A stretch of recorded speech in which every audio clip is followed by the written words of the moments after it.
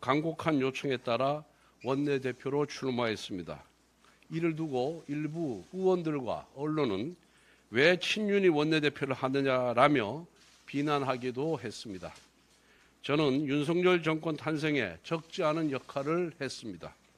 이후 저에게는 친윤, 윤핵관이라는 수식어가 늘 붙어 다녔습니다. 그러나 저는 대통령에게 아부를 한 적도 없고 특혜를 받은 적도 없습니다.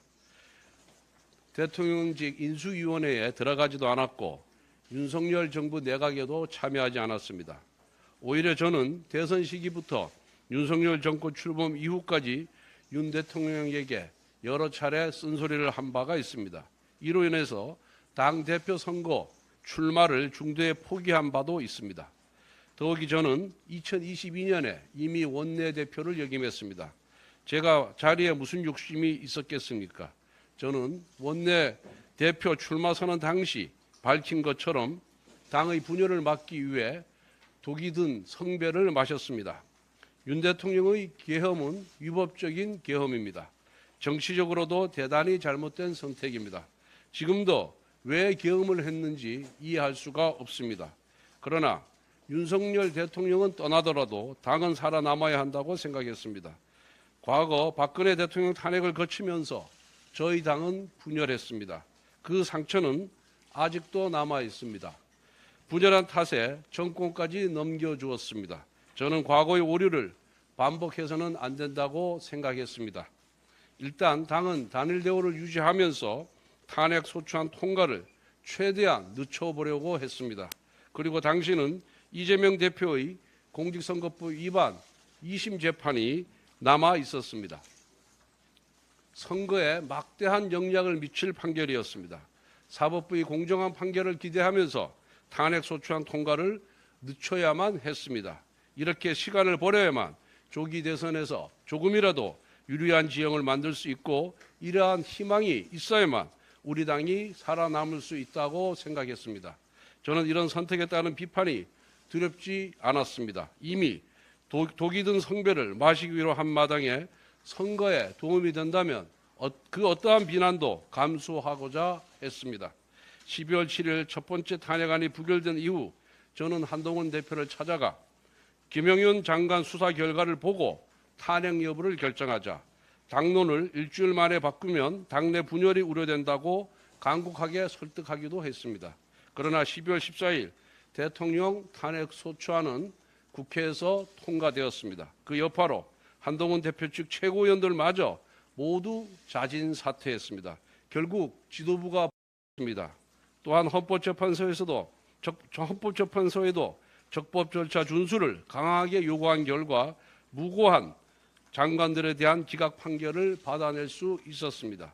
이것은 민주당의 연쇄 탄핵이 결국 국정마비가 목적이었음을 입증한 것입니다.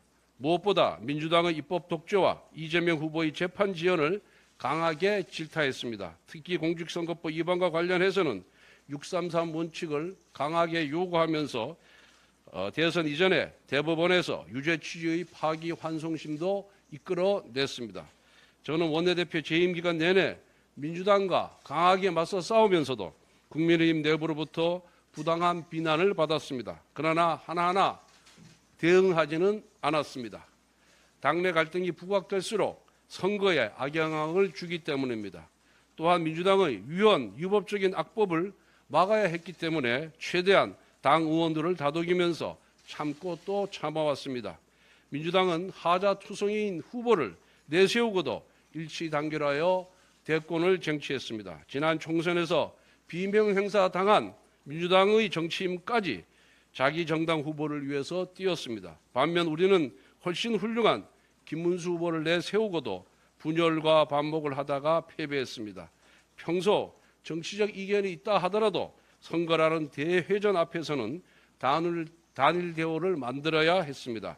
이것이 당을 함께하는 동지의 의무입니다.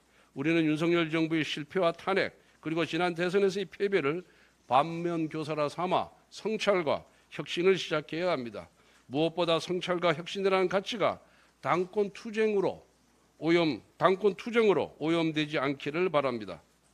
가업을 이어받을 때 자산과 부채는 함께 승계됩니다. 정당도 마찬가지입니다. 우리는 제1야당이라는 자산이 있으면서 동시에 윤석열 정부의 실패와 탄핵이라는 부채도 있습니다. 하지만 자산과 부채 중 어느 하나만 취사 선택할 수 없습니다. 당의 일부가 자산만 취하면서 다른 일부에게 부채만 떠넘기려는 행태는 가능하지도 않고 옳지도 않습니다. 이것은 기회주의면서 동시에 분파주의입니다. 우리는 이와 같은 행태를 극복해야 합니다. 이제 누구 탓을 하며 분열하지 맙시다. 같은 당의 동지를 절멸의 대상으로 보지는 맙시다. 과거 우리는 친이 친박의 갈등으로 많은 상처를 입었습니다. 최근까지도 친한의 갈등으로 참 힘들었습니다. 이번 대선 때 김문수 후보의 요청으로 계파 불용을 당헌에 신규로 넣은 것은 지난날의 과오를 되풀이하지 말자는 각오였습니다. 이제 차기 지도부가 우리 당의 아픔을 잘 치유해 주기를 바랍니다. 국민의힘이 분열의 늪을 벗어나 소속 의원 개개인이 모두 당을 위하는 정예로 거듭나기를 바랍니다. 감사합니다.